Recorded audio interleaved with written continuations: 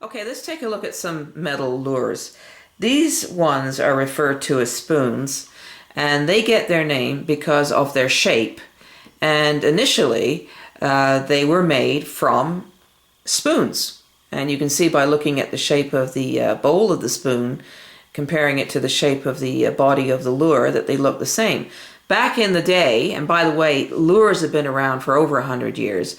The old guys used to make these lures out of spoons. They'd, take the top of the spoon off, shape it a bit, punch a few holes in it, attach a line and a hook, maybe a little bit of paint to add to the attractiveness, and found that it worked very well.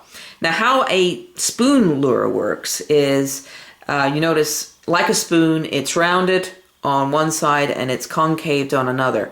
This allows the spoon, when it's being trolled, and spoons must be moved. They have to be trolled or behind a boat, or they have to be cast out and retrieved. The shape allows it to wobble and flip around in the water, and this creates a vibration and a sound. Fish are very sensitive to vibrations and sound, as well as the visual stimulus, which is provided by the array of designs and colors on the spoon face itself. That's how they find their prey, their food. So that's what the spoon lure does. It basically mimics a bait fish.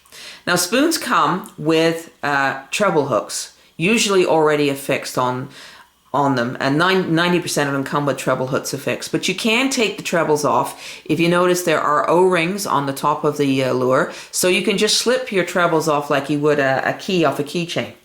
You can put on a single or a double, whatever suits your fancy. Try and keep the hook at the same size as the one you took off. If you put too big a hook on and it becomes heavy, the lure doesn't work very well in the water. So try and keep it at the same size. Now, does size matter when it comes to these particular lures? Well, yeah, of course size always matters. But the ones you see in front of you here are quite capable of handling large fish. For example, this one on the very end here, and this is not the smallest that you can get. This one last year got me a 5-pound bass without a problem. So they're very strong. But if you're only fishing for panfish, what you see in front of you here is more than enough for regarding the size of the hooks. And this one on the end here, this is pretty good for salmon and your steelheads. Not a problem. But of course, you can get them bigger if you're going after the really big game fish. So know what you're fishing for. Attaching your line to your spoon, well, it can be done either directly to the spoon itself. Some of them do come with O-rings already attached, so you can attach the line through the O-ring, or you can add a barrel swivel, or you can even add a quick release swivel. Now, some anglers don't like attaching O-rings and swivels. They say it affects the movement of the spoon in the water. I'll leave that up to you, whether you like to do that or not. There are special knots that you should use if you're going to attach directly to the spoon itself. For example, there's a San Diego jammer for a larger, heavier spoon or lure, and there's also a knot called a Rapala knot, which is very good for smaller lures. If you're using the quick release, I personally find a quick release a lot better than just tying it straight to a lure.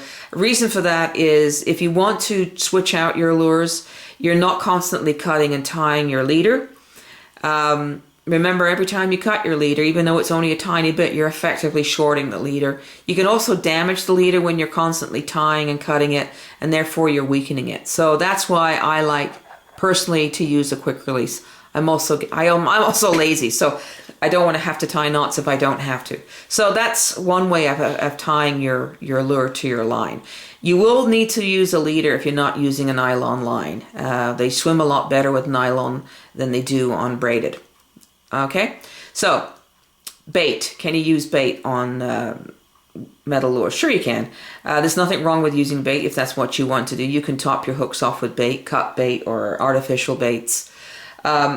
But you can use lures without bait because of what they're designed to do.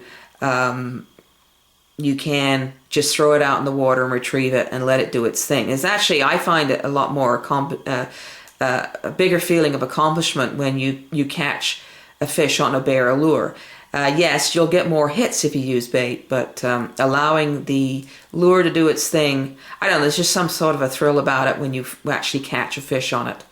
So this is basically, in a nutshell, your spoon lures, and it's one of many metal lures that are in that category of lure. Okay, and again, they come in all shapes and sizes. You can get them individually, or you can get them in packages of 5. It's up to you what you want to buy as far as your designs. Get yourself a mixture so you can try different ones. You never know until you try them. Sometimes, some days they'll work and other days they won't. But that's the beauty of fishing. You're always reinventing yourself. So this is Sharon for Real Gals Fish. Until the next time, tight lines.